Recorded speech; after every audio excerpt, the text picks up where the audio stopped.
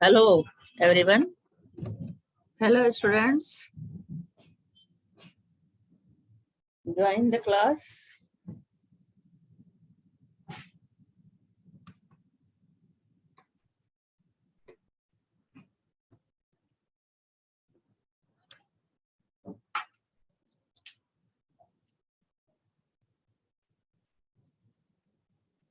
Hello,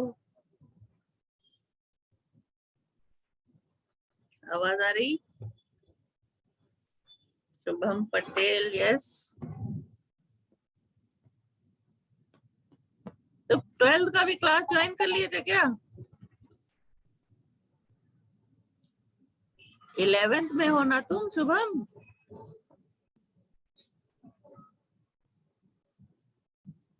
yes ma'am. हाँ, तो तुमने सुबह भी क्लास ज्वाइन किया था क्या 10:30 बजे? Yes ma'am. हाँ, वो सेकेंड ईयर का क्लास होता है। Yes ma'am. हाँ, 10:30 बजे से सेकेंड ईयर का है, तुम लोगों का 1 बजे से होता है। यस और मैम। स्टूडेंट, हाँ, और स्टूडेंट कहाँ है? अभी तक ज्वाइन नहीं किया किसी ने?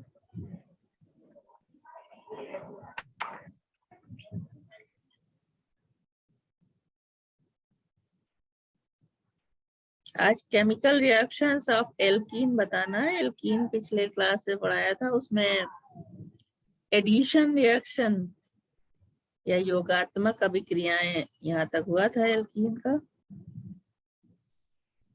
आज और दूसरे केमिकल रिएक्शन बताएंगे।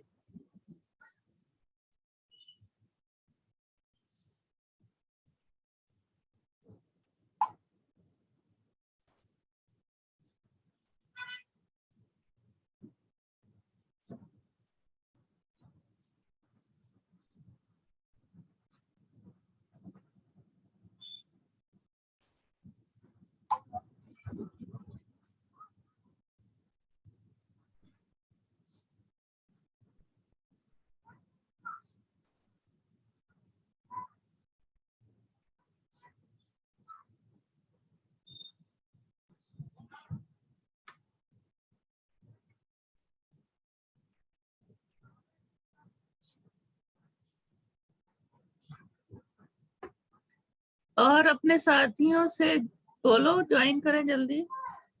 ग्रुप में मैसेज डाला है हमने।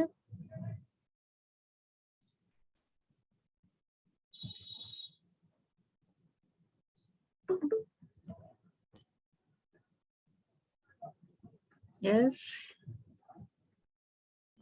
ये KPIC से जो जुड़ा है वो कौन है?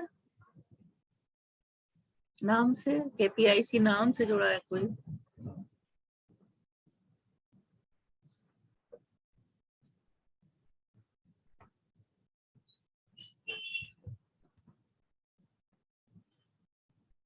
तीन लोग ही कनेक्ट हुए हैं अभी तक। कैसे पढ़ाई होगी?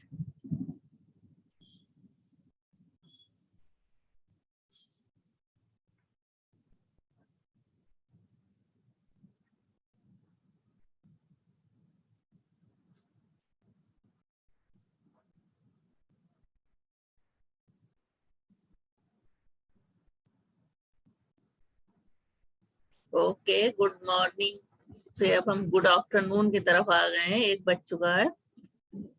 तो ठीक है, अब ज्वाइन करो और लोगों से बोलो जल्दी ज्वाइन करें। हम स्टार्ट करते हैं। आज के क्लास में हमको एल्कीन्स के केमिकल रिएक्शंस बताने हैं। एल्कीन्स के पिछले क्लास में हमने योगात्मक अभिक्रियाएं बताई थी, एडिशन रिएक्शन। तो आज के क्लास में हम और दूसरे जो रिएक्शन होते हैं उनके बारे में बताएंगे। हाइड्रोकार्बन चैप्टर चल रहा है। हाइड्रोकार्बन में एल्केन पढ़ चुके हो पूरा, और अब ये एल्कीन चल रहा है। एल्कीन में ऑक्सीकरण, पहला जो रिएक्शन बताया था वो सब्स्टिट्यूशन रिएक्शन तो इसमें होता नहीं है। एल्केन्स में होता है सब्स्टिट्यूशन रिएक्शन या प्रतिस्थापन अभिक्रियाएं, और जबकि जो एल्कीन में योग अभिक्रिया सबसे इम्पोर्टेंट अभिक्रिया होती है, यानी डबल बॉन्ड पे दूसरे अटैकिंग रिएजेंट का एडिशन हो जाता है। आज हम जो रिएक्शन बताएंगे वो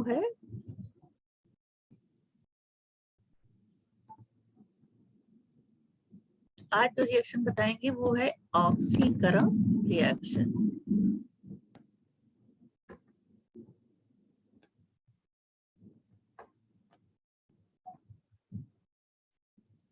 यस, पार्टिसिपेंट 4 ही है, 5th कहाँ गया? चलो खैर,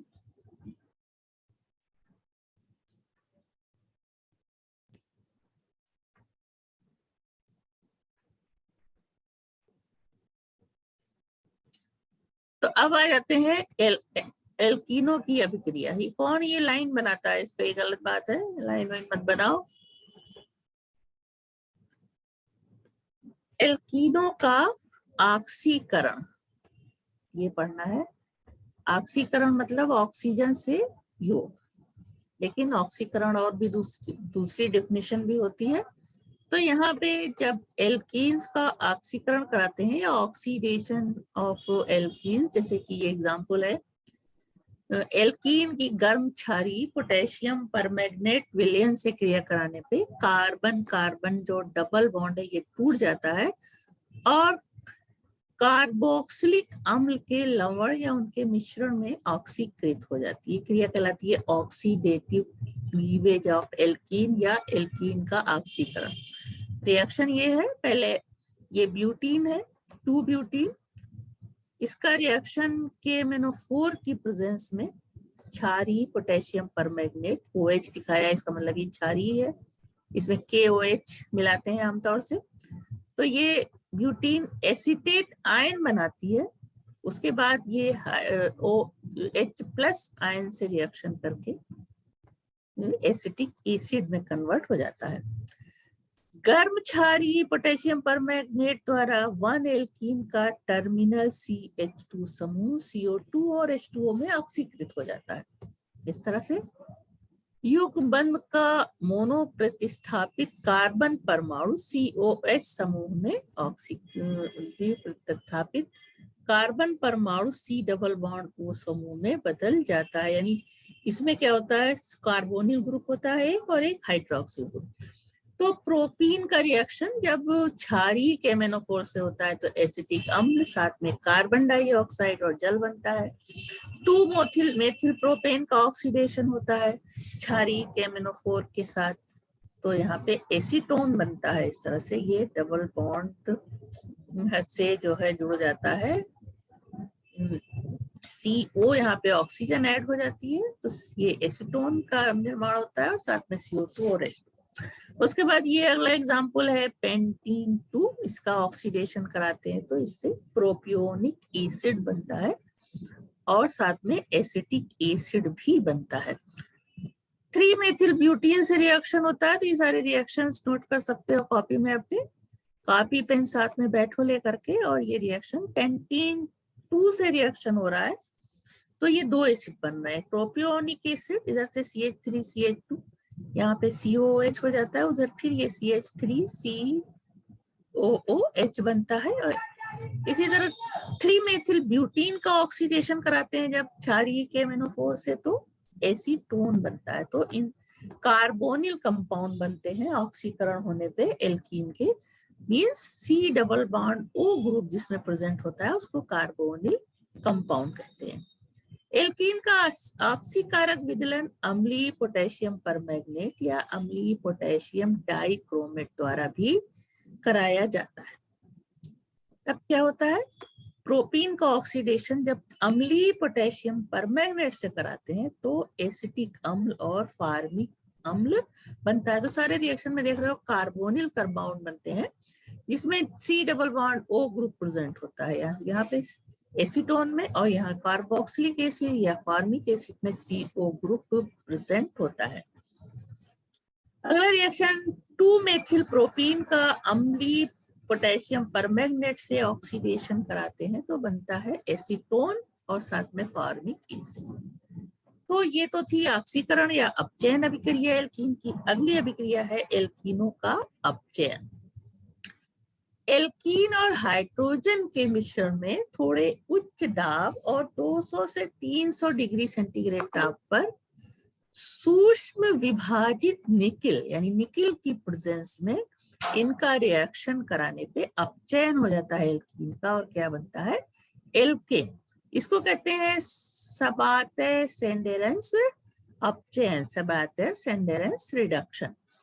इसी तरह अब ये जनरल रिएक्शन है एल्कीन, इसका जो है अपचयन कराया निकिल की प्रेजेंस में इस टेम्परेचर पे तो एल्केन बन रहा है। इसी तरह ये एथिलीन है, एग्जाम्पल हो गया एथीन, इसका अपचयन कराते हैं तो निकिल की प्रेजेंस में तो एथेन बनता है। निकिल के स्थान पे पैलेडियम या प्लेटिनम या रैनी निकिल का भी उत्प्रेरक के रूप में प्रयोग किया जा सकता है। उसके बाद है एल्कीन एल्कोहल की उपस्थिति में द्रव अमोनिया में सोडियम द्वारा एल्केन में अपचयित हो जाती है। एल्कीन सोडियम की उपस्थिति और द्रव अमोनिया और साथ में एल्कोहल प्रेजेंट हो तो एल्केन बनता है। इसको क्या कहते हैं बर्च रिडक्शन या बर्च अपचयन।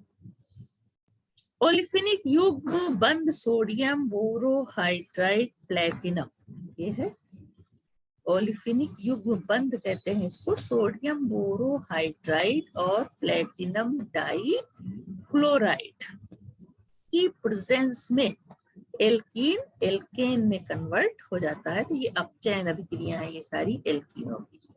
उसके बाद मोस्ट इंपॉर्टेंट रिएक्शन है ओजोनोलिसिस, जिसको हम ओजोनोलिसिस नाम से ज्यादा प्रचलित है। एल्कीनों का ओजोन, एल्कीनों का ओजोनीकरण, एल्कीनों का ओजोन अपघटन, इसको कहते हैं ओजोनोलिसिस। इसमें क्या होता है एल्कीन की जब ओजोन से रिएक्शन होता है तो तीनों ओजोन के जो तीनों ऑक्सीजन है वो यहाँ पे ऐड हो जाते हैं डबल बॉन्ड में, और ये कंपाउंड इस तरह से डबल बॉन्ड टूटता है और तीनों ऑक्सीजन ऐड हो जाते हैं और ये एक जो कंपाउंड बनता है इसको कहते हैं एथिलीन ओजोनाइड। ये अनस्टेबल कंपाउंड है। जिंक के साथ इसकी हाइड्रोलिसिस होती है तो इससे फॉर्मेल्डिहाइड बनता है और साथ में जिंक हाइड्रोक्साइड। तो ये इंपॉर्टेंट रिएक्शन है, नोट करना इसको जरूर से। उसके बाद है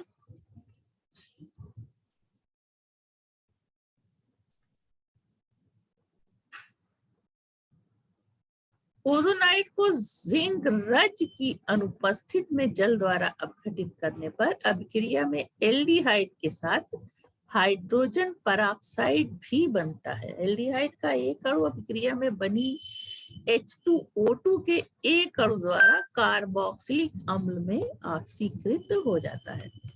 तो यहाँ रिएक्शन में H2O2 भी बनता है और इस H2O2 से फॉर्मेल्डिहाइड फॉर्मिक एसिड में कन्वर्ट हो जाता है। अब प्रोपिलीन ओजोन के साथ प्रोपिलीन ओजोनाइड बनाएगी इस तरह से। ये प्रोपीन है वो क्या थी एथिलीन, तो ओजोन यहाँ इस कार्बन से इस कार्बन से और इस कार्बन से तीन ओजोन इस तरह से जुड़ करके प्रोपिलीन ओजोनाइड बनाती है। अब इस प्रोपिलीन ओजोनाइड की जिंक रज की उपस्थिति में जल से क्रिया कराने पे एल्डिहाइड और एसेटल्डिहाइड और फॉर्मेल्डिहाइड बनता है। तो यहाँ ओजोनाइड बनी और यहाँ प्रोपिलीन ओजोनाइड, फिर इसकी हाइड्रोलिसिस जिंक के साथ कराने पे फॉर्मेल्डिहाइड, ये है फॉर्मेल्डिहाइड और एसेटल्डिहाइड बनता है। किसी एल्कीन का ओजोनाइड बनाकर उसे अपघटित करने और उत्पादों को पहचानने का प्रक्रम ओजोनोलिसिस या क्लीवेज बाय ओजोन कहलाता है। इसको ओजोनी अपघटन या ओजोनोलिसिस कहते हैं। एल्कीन ओजोनाइड का किसी अपचायक द्वारा अपघटन कराना अपचायक ओजोनी अपघटन या रिडक्टिव ओजोनोलिसिस तथा किसी ऑक्सीकारक द्वारा अपघटन कराना ऑक्सीकारक ओजोनी अपघटन या ऑक्सीडेटिव ओजोनोलिसिस कहलाता है। ओजोनी अपघटन में कार्बन कार्बन युग्म पूर्ण रूप से टूट जाता है और एल्कीन दो सरल यौगिकों में बदल जाती है। इस तरह से ओजोनी अपघटन का उपयोग एल्कीनों में युग्म बंध का स्थान निर्धारित करने में होता है। जब ओजोनीकृत अभिक्रिया होती है, ओजोन से रिएक्शन होगा तो ये बंध टूट जाता है, ओजोनाइट बनता है। उसके बाद जब ये बंध टूट गया तो इधर का पोर्शन अलग कंपाउंड बना लेता है, CO, और इधर का कंपाउंड जो इधर वाला पोर्शन है ये अलग कंपाउंड बनाता है।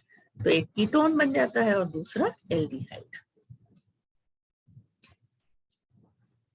एल्कीन का ओजोनाइड बनाकर H2O2 या किसी अन्य ऑक्सीकारक जैसे Ag2O द्वारा अपघटित करने पर कीटोन या कार्बोक्सिलिक एसिड या उसका मिश्रण बनता है। अब ये एल्कीन है, ओजोन से पहले इसका रिएक्शन कराते हैं तो पहले ओजोनाइड बना, C के साथ ये तीनों ओजोन जुड़ गए, बाकी चीजें जो थी वैसे ही जुड़ी हुई हैं।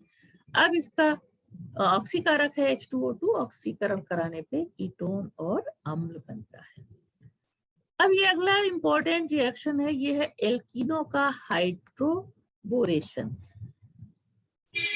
एल्कीनो का हाइड्रोबोरेशन, तो डाइबोरेन से जब एल्कीन का रिएक्शन कराते हैं तो ये रिएक्शन कहलाता है हाइड्रोबोरेशन। एल्कीन डाइबोरेन से रिएक्शन ईथर की प्रेजेंस से कराते हैं तो ट्राई एल्किल बोरेन बनता है। ये CH ट्राई एल्किल बोरेन, इस तरह से स्ट्रक्चर होता है।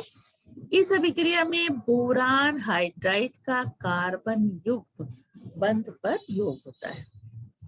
इस अभिक्रिया में बोरान हाइड्राइड का कार्बन कार्बन बंध पर योग होता है, इस बंध से इसका योग हो जाता है। इसमें नया CH बंध और कार्बन बोरान बंध बनता है। ये अभिक्रिया क्या कहलाती है? Hydroboration. This is important reaction, इसको नोट कर सकते हो एग्जाम के लिए। अब ये ट्राई एल्किल बोरेन जो यहाँ पे बना, इस तरह से कंपाउंड ट्राई एल्किल बोरेन, इसका हाइड्रोजन परऑक्साइड और सोडियम हाइड्रोक्साइड से रिएक्शन कराने पे ये ऑक्सीकृत हो जाएगा और एल्कोहल देगा और सोडियम आर्थोबोरेट। तो मेन प्रोडक्ट क्या बनेगा, यानी एल्कीन से एल्कोहल किस तरह से बनाते हैं ये पूरी उसकी क्रियाविधि। एल्कीन डाइबोरेन से रिएक्शन बनाया तो कराया तो ट्राई एल्किल बोरेन बना, उसके बाद इसको हम H2O2 हाइड्रोजन परऑक्साइड और NaOH से रिएक्शन कराएंगे तो एल्कोहल बनता है। इन शॉर्ट रिएक्शन को इस तरह से लिख सकते हैं, एल्कीन डाइबोरेन और H2O2 से रिएक्शन कराएंगे, साथ में NaOH होगा तो बनेगा प्राथमिक एल्कोहल। और पूर्ण अभिक्रिया एल्कीन का एल्कोहल में, पूर्ण अभिक्रिया एल्कीन का एल्कोहल में हाइड्रोबोरेशन ऑक्सीडेशन या हाइड्रोबोरेन ऑक्सीकरण कहलाता है। नाउ ट्राई एल्किल बोरेन पर का प्रोटो अपघटन। ट्राई एल्किल बोरेन जो रिएक्शन में बना था, इसका अपघटन कराते हैं यानी अपचयन कराते हैं, जल प्रोटो अपघटन, तो एल्केन बनता है। किसी अम्ल द्वारा यह अभिक्रिया कराई जाती है तो M का H+ आयन यहाँ इससे रिएक्शन करके ये B अलग हो जाता है और साथ क्या बनता है, एल्केन।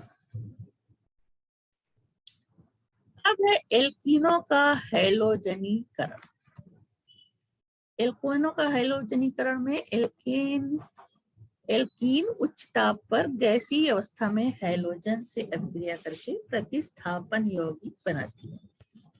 उदाहरण के लिए प्रोपिलीन और क्लोरीन के गैसीय मिश्रण को 500 से 600 डिग्री सेंटीग्रेड तक गर्म करेंगे। प्रोपिलीन है ये और ये क्लोरीन, गैसीय मिश्रण को इस टेम्परेचर पर गर्म करेंगे तो एक हाइड्रोजन रिप्लेस हो जाता है और एक हैलोजन यहाँ पे जुड़ जाता है, CH2 double bond CH Cl जुड़ गया, ये क्या कहलाता है, एलिल क्लोराइड। इसी प्रकार प्रोपिलीन का ब्रोमीन के साथ प्रतिस्थापन अभिक्रिया होती है। प्रतिस्थापन अभिक्रिया में युग्म बंधित कार्बन परमाणु के निकटवर्ती कार्बन परमाणु की हाइड्रोजन एलिल हाइड्रोजन प्रतिस्थापित होती है। अब आ जाओ, ये भी इंपॉर्टेंट रिएक्शन है, एल्कीनो का पॉलीमराइजेशन। वो प्रक्रम जिसमें बड़ी संख्या में सरल अणु आपस में संयुक्त होकर उच्च अणु भार का एक बृहत अणु बनाते हैं, बहुलीकरण कहलाती है। या इसको क्या कहते हैं, पॉलीमराइजेशन। और इस प्रक्रम में बने उच्च अणुभार के पदार्थ को बहुलक या पॉलीमर कहते हैं। यानी एक छोटा अणु जब बार बार जुड़ करके एक बड़े परमाणु भार का यौगिक बनाता है तो वो क्रिया पॉलीमराइजेशन या बहुलीकरण कहलाती है, और ये जो यौगिक बनता है ये बहुलक कहलाता है। उदाहरण पॉलीथीन, एथिलीन से पॉलीथीन बनता है। ये एथिलीन के अणु बार बार जुड़ करके ऑक्सीजन की उपस्थिति में कैटलिस्ट होता है। इसमें 200 से 300 डिग्री सेंटीग्रेड टेम्परेचर और 1500 से 3000 एटमॉस्फेरिक प्रेशर पे बहुलीकरण होता है और एथिलीन बनता है। उच्च घनत्व पॉलीएथिलीन का निर्माण जिगलर विधि द्वारा किया जाता है। इस विधि में 6 वायुमंडल दाब और 60 से 70 डिग्री सेंटीग्रेड ताप पर एथिलीन गैस एक अक्रिय हाइड्रोकार्बन विलायक में, जिसमें ट्राई एथिल एल्युमिनियम और टाइटेनियम टेट्राक्लोराइड उत्प्रेरक उपस्थित होता है, प्रवाहित की जाती है, जिससे पॉलीथीन बनती है। ये उत्प्रेरक क्या कहलाता है, जिगलर नाटा उत्प्रेरक कहलाता है। क्या है ये, टाइटेनियम टेट्राक्लोराइड और एल्युमिनियम ट्राई एथिलीन एल्युमिनियम, इसको कहते हैं जिगलर नाटा उत्प्रेरक। बहुलीकरण पूर्ण हो जाने पर उत्प्रेरक को अपघटित करने के लिए तनु अम्ल मिलाते हैं और बहुलक को छान करके अलग कर लेते हैं। पॉलीथीन ताम सुनम्य प्लास्टिक या थर्मोप्लास्टिक है। ये विद्युत अचालक, नम्य और व जल प्रतिरोधी है। अल्प घनत्व पॉलीथीन का उपयोग पैकिंग के लिए तथा जल से बचाव के लिए फिल्में व शीटें बनाने में किया जाता है। इसकी थैलियां, शीशियां, ट्यूब्स, पाइप, ग्लास, बाल्टियां आदि बनाए जाते हैं। इनका उपयोग तार व केबल के रोधन में होता है। तो ये इस तरह से इनका उपयोग हो गया।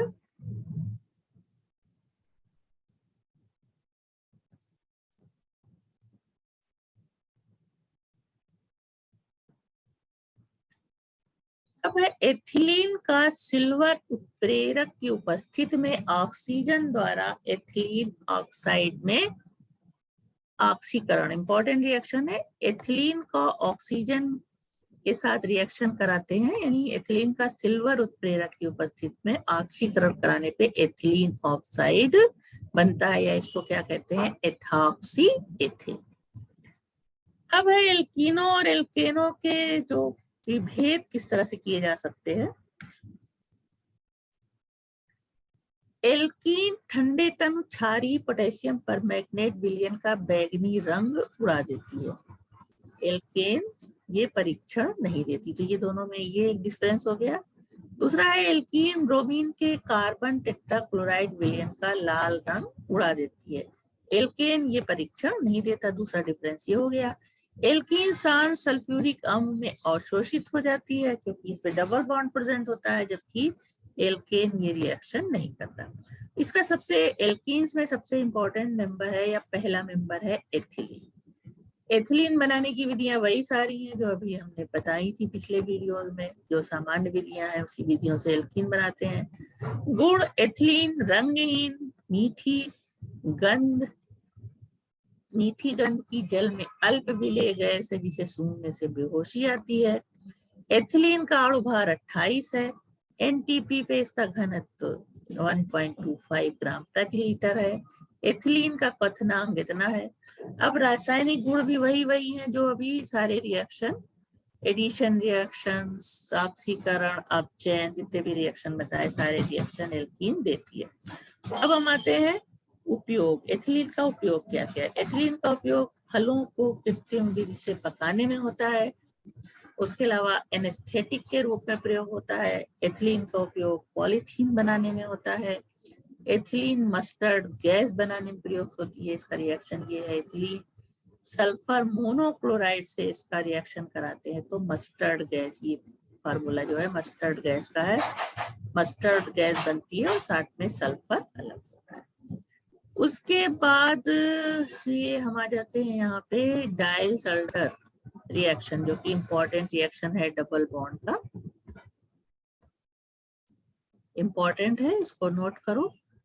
डायल्स-एल्डर रिएक्शन या डाइईन संश्लेषण वो चक्रीय योग अभिक्रिया जिसमें किसी संयुग्मित डाइईन या कंजुगेटेड डाइन्स में अल्फा बीटा असंतृप्त कार्बोनिल यौगिक, उदाहरण अल्फा बीटा असंतृप्त कार्बोक्सिलिक अम्ल, अम्ल है एनहाइड्राइड, एल्डिहाइड या कीटोन या अनडाइइनोफिल का योग होने से चक्रीय यौगिक बनता है, डायल्स-एल्डर अभिक्रिया कहलाती है। डिफिनेशन इसको नोट करो। अल्फा बीटा असंतृप्त कार्बोनिल यौगिक तथा यौगिक जिसमें एथिलीन या एसिटिलीनी आबंध के किसी एक कार्बन परमाणु से इलेक्ट्रॉन आकर्षी यानी -I प्रतिस्थापी जुड़े होते हैं, डाइइनोफिल कहलाते हैं। क्योंकि इनका संयुग्मन डाइईन से हो जाता है इसलिए इसको क्या कहते हैं, डायल्डर्स रिएक्शन। रिएक्शन का एग्जांपल इस तरह से है, ये है 1,3-ब्यूटाडाइन, ये 1,3-ब्यूटाडाइन है। इसका रिएक्शन किससे हो रहा है, मैलेइक एनहाइड्राइड से, जिसे कि डाइइनोफिल कहते हैं। 20 डिग्री सेंटीग्रेड पे बेंजीन की प्रेजेंस में रिएक्शन कराया जाता है तो ये जो प्रोडक्ट बनता है इस तरह का, ये पूरा इसके साथ इसका एडिशन हो जाता है, इसीलिए इसको योगात्मक अभिक्रिया कहते हैं। डायल्स-एल्डर संश्लेषण या एडिशन रिएक्शन है, ये दोनों का ऐड होकर के ये एडक्ट बनाता है जिसका नाम है cis-1,2,3,6 टेट्राहाइड्रोडाइथैलिक एनहाइड्राइड।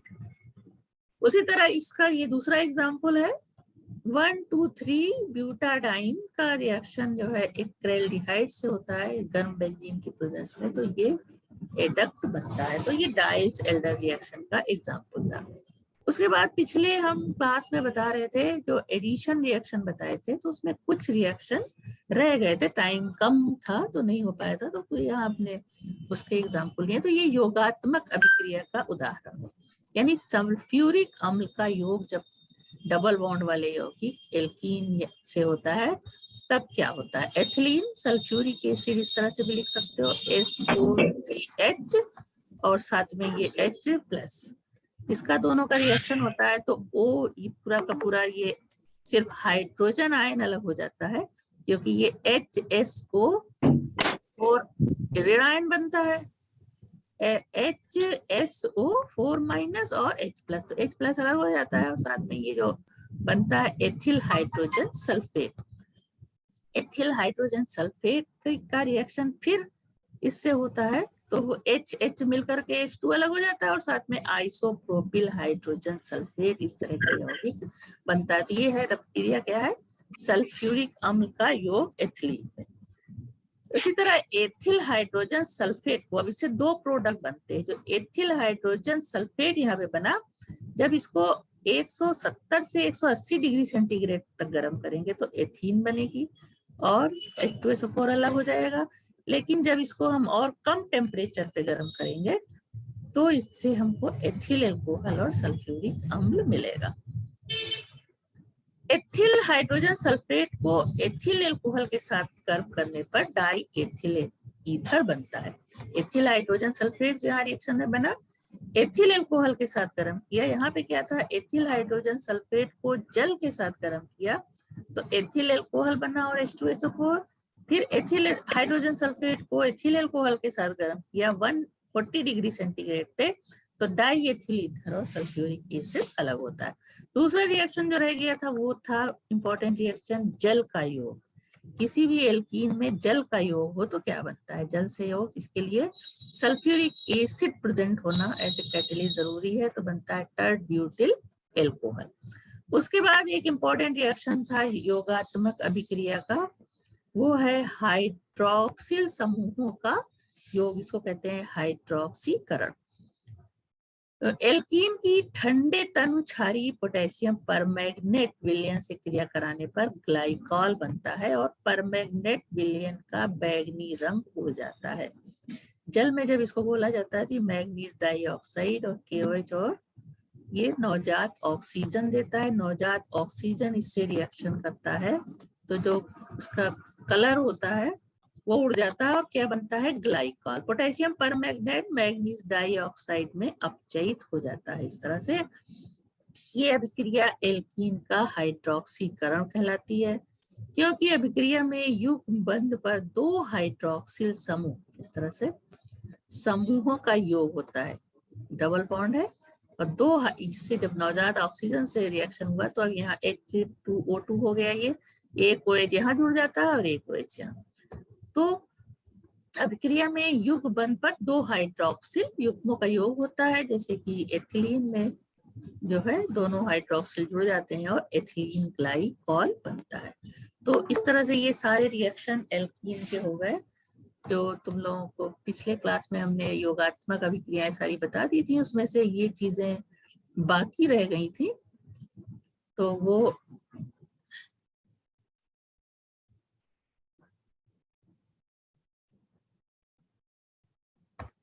वो सारी चीजें आज बता दी। तो आज का जो क्लास था वो केमिकल रिएक्शंस ऑफ एल्कीन्स पे था। अब जो कल हम क्लास लेंगे उसमें जो है एल्काइंस के बारे में डिटेल में बताएंगे कि उसका प्रिपरेशन कैसे होता है, प्रॉपर्टीज क्या है, ये सारी चीजें कल के क्लास में बताएंगे। तो कितने लोग जुड़े थे आज? जुड़ते रहते हैं, निकलते रहते हैं, हा? कट जाता है क्या कनेक्शन तुम लोग का? कौन कौन बचा है? ठीक है, जो रिएक्शन बताया नोट किया उसको?